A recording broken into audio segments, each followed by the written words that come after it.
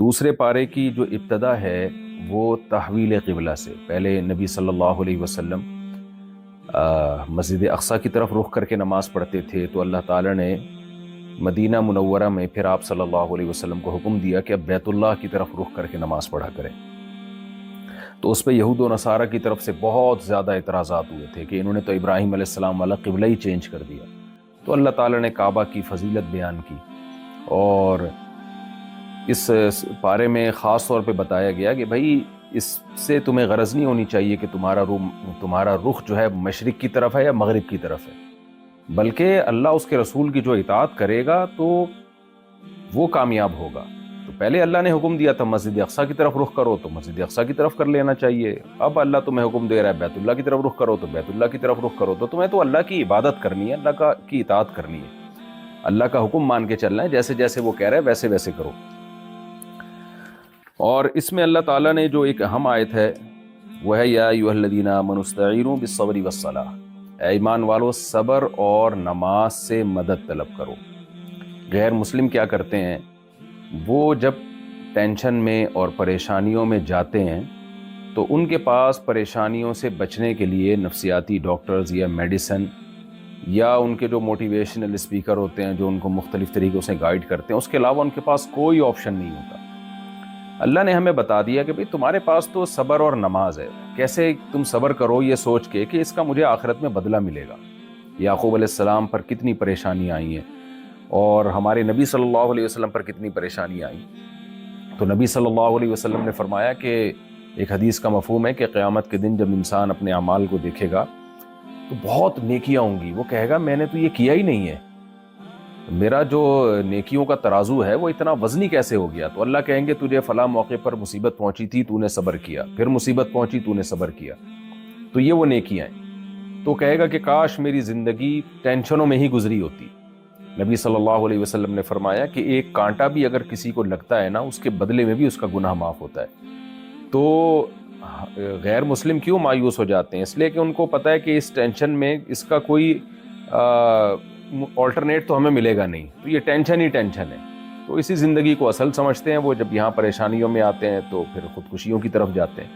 مسلمان کو پتہ ہے بھائی جو مصیبت بھی آ رہی ہے وہ خود بخود نہیں ہے، وہ اللہ کی طرف سے ہے، تو اللہ تعالیٰ اس کا مجھے نعم البدل عطا کریں گے. اور دوسری چیز اللہ نے بتائی نماز. آپ عبادت میں دل لگائیں، اللہ سے راز و نیاز کریں، اللہ سے باتیں کرنا سیکھیں، اپنے غموں میں پریشانیوں میں دعائیں کریں.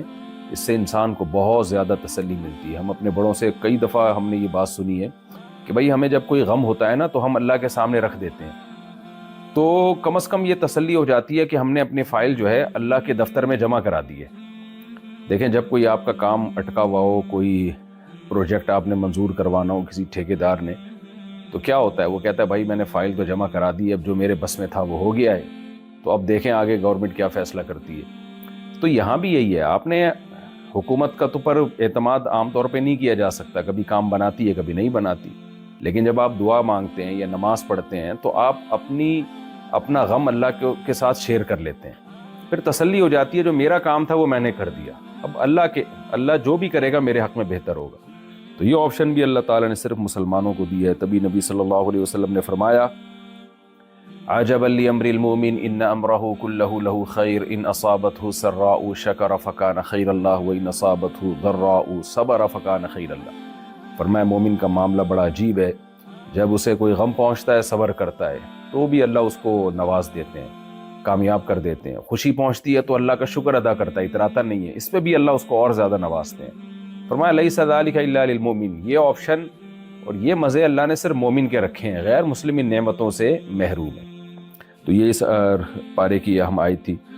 پھر اللہ تعالیٰ نے غموں سے بچنے کے لیے دو اور بھی ہمیں باتیں بتائی ہیں تاکہ ٹینشنوں میں ہم ان باتوں کو سوچ کے غم ہمارا ہلکا ہو جائے.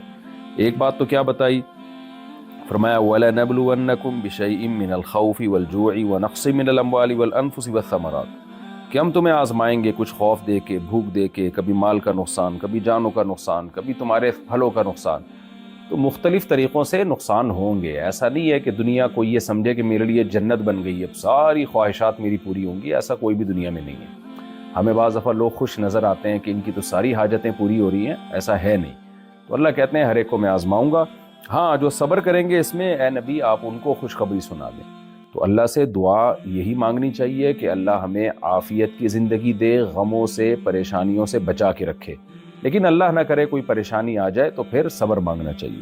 اور دوسرا اللہ نے نسخہ بتایا کہ صبر کا طریقہ کیا ہے. الذین اذا اصابتهم مصیبہ قالوا انا للہ وانا الیہ راجعون. کہ ایمان والوں کو جب کوئی مصیبت پہنچتی ہے تو وہ کہتے ہیں ہم اللہ کے غلام ہیں. انا للہ کا مطلب ہم اللہ کے غلام ہیں. ظاہر ہے ہماری مرضی نہیں چلے گی، غلام پر آقا کی مرضی چلتی ہے.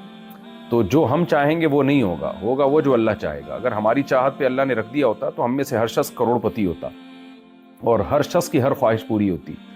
تو اس لیے اللہ نے کہہ دیا کہ بھائی وہ کہہ دیتے ہیں کہ ہم تو اللہ کے غلام ہیں بھائی، اور انا الیہ راجعون، ہم نے لوٹ کر بھی اللہ ہی کی طرف جانا ہے، تو وہ اس کا ہمیں بدلہ بھی دے دے گا. تو جب اللہ کے غلام ہیں تو اللہ کی چلے گی. اور وہ اللہ ظالم آقا نہیں ہے، ظالم بادشاہ نہیں ہے، بلکہ جو ٹینشن دے رہا ہے اس کا متبادل ہمیں دے گا، اس کے بدلے میں ہمیں خوشی دے گا. تو یہ اللہ نے اس میں صبر کا ایک بہترین نسخہ بیان کیا.